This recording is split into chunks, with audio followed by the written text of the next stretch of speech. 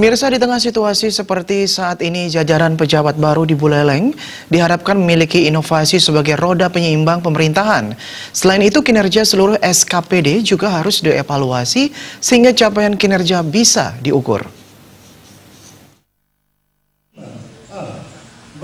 Hal tersebut diungkapkan langsung Bupati Buleleng Putu Agus Suratjana di sela-sela pelantikan Sekda Buleleng. Menurut Suratjana, Sekda merupakan orang yang menerjemahkan kebijakan-kebijakan pemerintah daerah yang disusun Bupati. Tentunya prinsip-prinsip transparansi, akuntabilitas kinerja, dan inovasi harus dikedepankan dalam membangun Kabupaten Buleleng.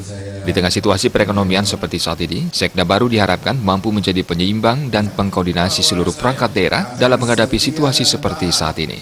Kedepan, evaluasi kinerja bersama antara Bupati dan Sekda yang baru segera dilakukan sehingga capaian-capaian kinerja bisa terukur dan bisa dikerjakan seluruh SKPD.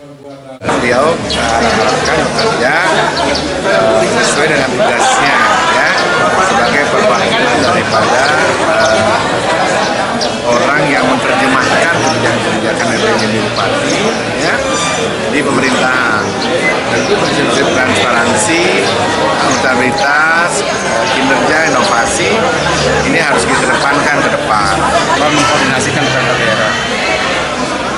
Pemerintahan dari itu semua, maka dalam waktu cepat ini saya juga akan mengkoordinasikan beberapa pimpinan SKPD yang menghadapi situasi-situasi agak fenomenal di akhir-akhir bulan ini, seperti adanya penurunan pariwisata seperti yang pesankan tadi akibat ada virus corona yang mengakibatkan kunjungan wisatawan turun dan itu akan berakibat pada pendapatan daerah.